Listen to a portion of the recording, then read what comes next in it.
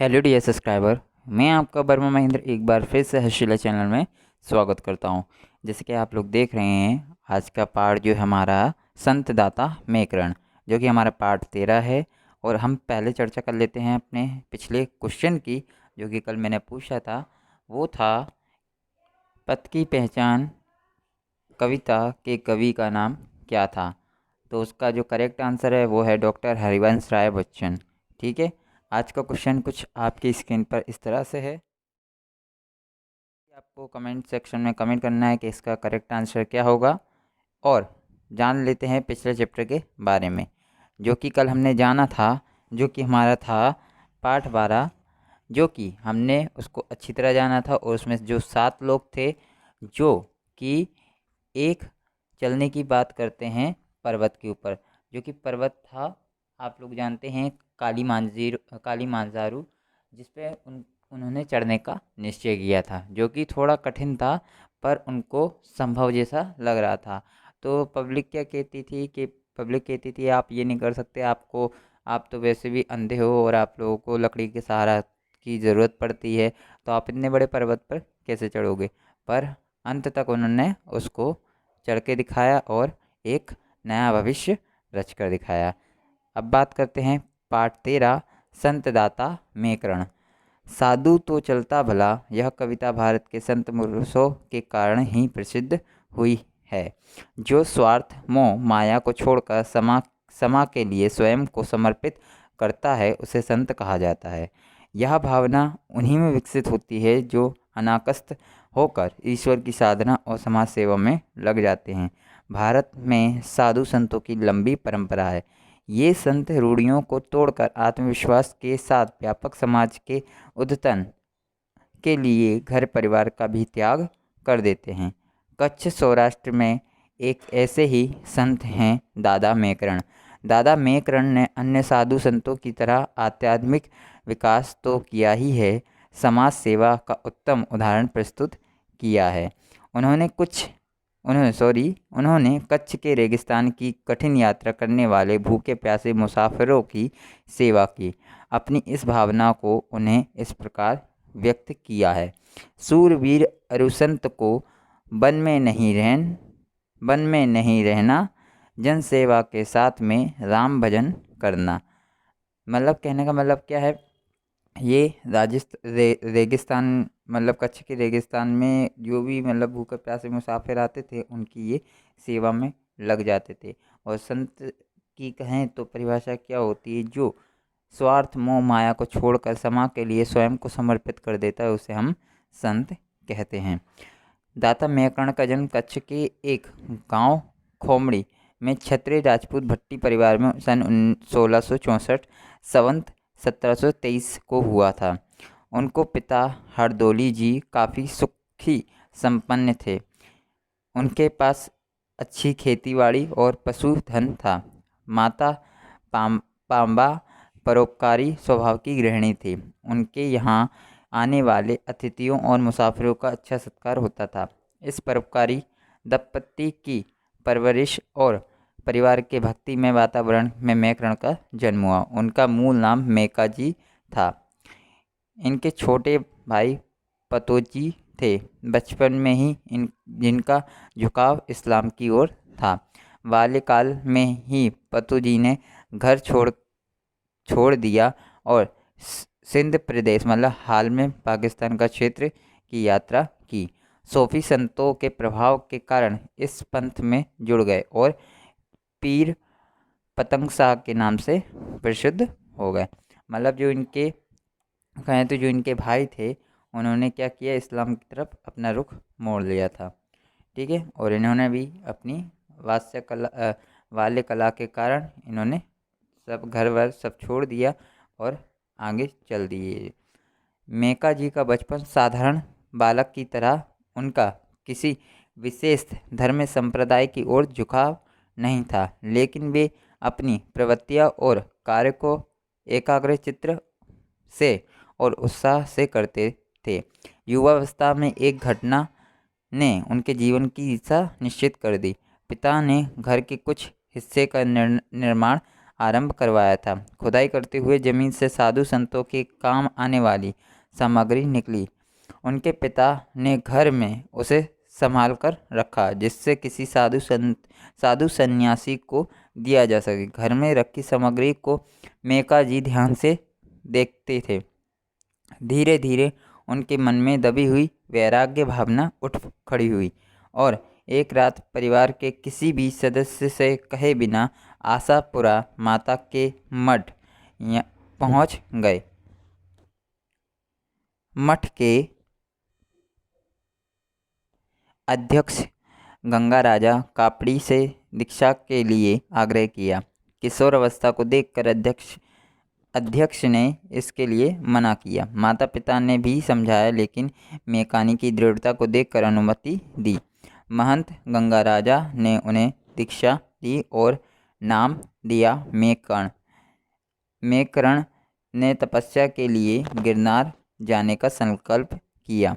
4-6 महीने की साधना के बाद उन्होंने मानव सेवा का संकल्प किया और कावड़ लेकर भूखे दीन दुखियों का भोजन करवाने का सेवा व्रत लिया। कहा जाता है कि गुरु ने ही उन्हें कावड़ देकर समाज सेवा का निर्देश दिया।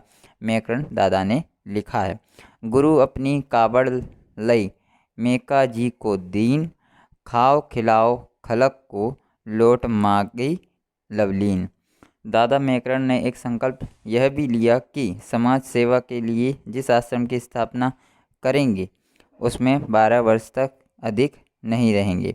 उसका कार्य अपने अनुयायियों को सौंपकर अन्य स्थान पर जन सेवा का कार्य आगे बढ़ाएंगे। मतलब कहने का मतलब ये था कि उन्होंने संकल्प लिया था, मैं जिस भी घर या कुटिया या किसी भी आश्रम में रहूँगा उसको 12 साल से ज़्यादा उसमें नहीं रहूँगा। 12 साल जैसे ही मेरे पूरे हो जाने के बाद मैं उस स्थान को अपने से छोटे अनुयायी को उसमें छोड़कर मैं दूसरे स्थान की खोज में निकल जाऊंगा और ऐसी लोक सेवा करता रहूँगा। इसी संकल्पना के कारण उन्होंने बेलखा, जंगी और लोड़ाई आश्रमों की स्थापना की। इस सेवा कार्य में उन्होंने अपने व्यक्तित्व से कई ऐसे लोगों को भी सद्मार्ग पर लौटाया जो गलत मार्ग पर चल रहे थे। इसमें कामांध धनजी, मोमायु परेल जैसे अनेक व्यक्ति थे। इसके अलावा सत्वृत्ति और भावुक प्रकृति के अनेक लोगों ने उनसे दीक्षा के लिए दृढ़ आग्रह किया। इनमें पारो महाराज, जसी राबारिन, हिमा नामक चारण स्त्री और लीरबाई धार्मिक वृत्ति के कुमार दंपत्ति जैसे अनेक ईश्वर के प्रति अटूट विश्वास और जन सेवा की दृढ़ इच्छा ने कच्छ और सौराष्ट्र क्षेत्र में दादा मेकर्ण की गौरव गाथा फैलती गई। उन्होंने जाति धर्म संप्रदाय से बंधनों को तोड़कर जनसेवा का ऐसा उदाहरण प्रस्तुत किया जिसकी मिसाल दूसरी नहीं मिलती है। वे एक और कावड़ द्वारा खाने की सामग्री एकत्र करके ज़रूरतमंदों तक पहुंचाते थे। कच्छ के रेगिस्तान में यात्रियों को बहुत परेशानी होती थी। इससे ध्यान में रखकर ही उन्होंने ऐसे स्थानों पर आश्रमों की स्थापना की जिससे जन सेवा का कार्य सुगमता से हो सके। उनके पास मोती नाम का कुत्ता था। कुमार दंपत्ति से उन्होंने लालिया नाम के गधे को मांग लिया। लालिया और कालिया की जोड़ी ने रेगिस्तान में फंसे मुसाफिरों की भूख प्यास दूर करने का अद्भुत कार्य किया। वे लालिया की पीठ पर रोटियां और पानी के घड़े बांध देते थे। मोती के साथ लालिया खाने का सामग्री लेकर निकल जाते थे और लौटते हुए व्यापारी के पास से आवश्यक सामग्री ले आते थे। इन मूक प्राणियों की सेवा की चर्चा पूरे पंथक में होने लगी थी। मतलब क्या है, एक उन्होंने गधे को ले लिया था और एक उनके पास पहले से कुत्ता था ही, तो उन्होंने क्या किया, गधे और कुत्ते को काम पर ही लगा दिया। जो कि रेगिस्तान में काफ़ी गर्मी होती है, आप भी जानते हो, काफ़ी टेम्परेचर होता है, तो वहाँ पे पानी की समस्या मौजूदा हाल में भी है। तो उन्होंने क्या किया, दोनों के हाथों हर रोज़ भिजवा दिया करते थे। जो भी मुसाफिर हुआ करते थे उनको दिया जाता था, जिससे क्या है, एक तो काम भी अच्छा हो रहा था और वो भलाई भी कर रहे थे और दूसरों की प्यास भूख भी मिटा रहे थे। दादा मैकरण ने इस कार्य के कारण उन्हें कावड़िया साधु, कच्छ का कबीर जैसे बिरुद दिए गए। उनकी कावड़ को कामधेनु कहा जाने लगा। उनके जीवन का मंत्र था जन सेवा के साथ में राम भजन करना। समाज में रहकर भी आध्यात्मिक क्षेत्र में विकास किया जा सकता है। यह दादा मैकरण के कार्यों से प्रमाणित होता है।